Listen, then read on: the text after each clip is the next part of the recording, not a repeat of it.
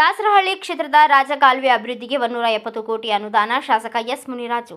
ದಾಸರಹಳ್ಳಿ ವಿಧಾನಸಭಾ ಕ್ಷೇತ್ರದ ರಾಜಕಾಲುವೆಗಳ ಕಾಮಗಾರಿ ಅಭಿವೃದ್ಧಿಗೆ ರಾಜ್ಯ ಸರ್ಕಾರದಿಂದ 170 ಕೋಟಿ ಅನುದಾನ ನೀಡಿದೆ ಎಂದು ಶಾಸಕ ಎಸ್ ಮುನಿರಾಜು ಹೇಳಿದರು.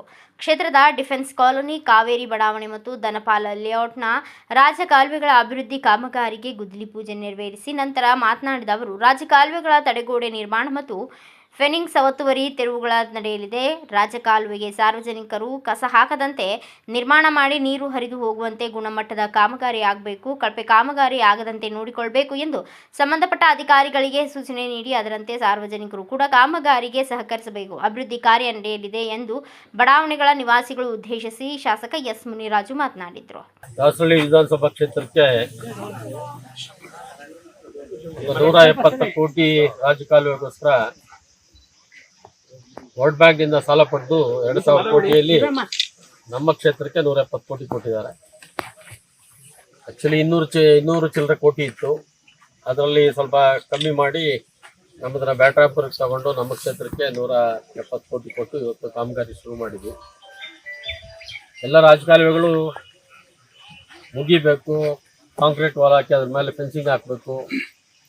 ಅದರಿಂದ ಮಳೆಗಾಲದಲ್ಲಿ ಏನೋ ಅನಾಹುತ ಆಗಬಾರ್ದು ಅನ್ನೋ ದೃಷ್ಟಿಯಿಂದ ಅಳತೆ ಮಾಡಿ ಎಲ್ಲಿ ರಾಜಕಾಲುವೆ ಇದೆಯೋ ಅದನ್ನು ಏನಾದರೂ ಒತ್ತುವರಿ ತೆರವುಗೊಳಿಸಿ ಇವತ್ತು ರಾಜಕಾಲುವೆ ಕೆಲಸಕ್ಕೆ ಪ್ರಾರಂಭ ಮಾಡಿದ್ದೀರಿ. ಸಂಬಂಧಪಟ್ಟ ಎಡಬಲ್ಲಿ ಎಕ್ಸಿಕ್ಯೂಟಿವ್ ಇಂಜಿನಿಯರ್ ಎಲ್ಲರೂ ಬಂದಿದ್ದಾರೆ. ವೇಗವಾಗಿ ನಡೆಯುತ್ತೆ. 1 ವರ್ಷದೊಳಗಡೆ ಎಲ್ಲ ರಾಜಕಾಲುವೆ ಕೆಲಸನ ಮುಗಿಸ್ಬೇಕು ಅಂತ.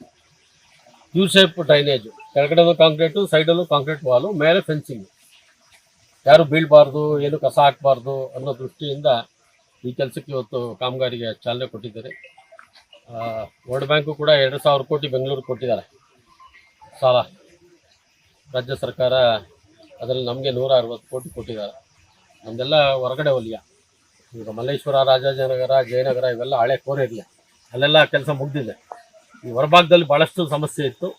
ಅದಕ್ಕೆ ಇವತ್ತು ಈ ಕೆಲಸಕ್ಕೆ ನಾವು ಮತ್ತು ಅಧಿಕಾರಿಗಳು, ನಮ್ಮ ಮುಖಂಡರೆಲ್ಲ ಚಾಲನೆ ಕೊಟ್ಟಿದ್ದೀವಿ. ಕೆಲಸ ನಡೆಯುವಾಗ ಕ್ಲೀನಾಗಿ ನೋಡ್ಕೋಬೇಕು.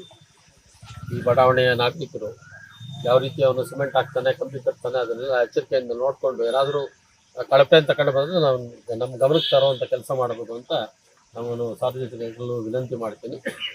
ಈ ಸಂದರ್ಭದಲ್ಲಿ ಕ್ಷೇತ್ರದ ಬಿಜೆಪಿ ಅಧ್ಯಕ್ಷ ಸೋಮಶೇಖರ, ಬಿಎಂ ನಾರಾಯಣ, ಬಾಗಲಕುಂಟೆ ವಾರ್ಡ್ನ ಬಿಜೆಪಿ ಅಧ್ಯಕ್ಷ ಮಧುಸೂದನ್, ಮಾಜಿ ಅಧ್ಯಕ್ಷ ಬಿಎಂ ಕೃಷ್ಣ, ಶಬರಿ, ಮಂಜುನಾಥ್, ಶೆಟ್ಟಿಹಳ್ಳಿ ವಾರ್ಡ್ನ ಬಿಜೆಪಿ ಮಾಜಿ ಅಧ್ಯಕ್ಷ ರಮೇಶ್ ಜಬ್ಬರ್ ಸೇರಿದಂತೆ ಬಿಜೆಪಿ ಮುಖಂಡರು, ಮಹಿಳೆಯರು ಉಪಸ್ಥಿತರಿದ್ದರು. Bureau report Ayyanna master, Bharata Vaibhava news, Bengaluru.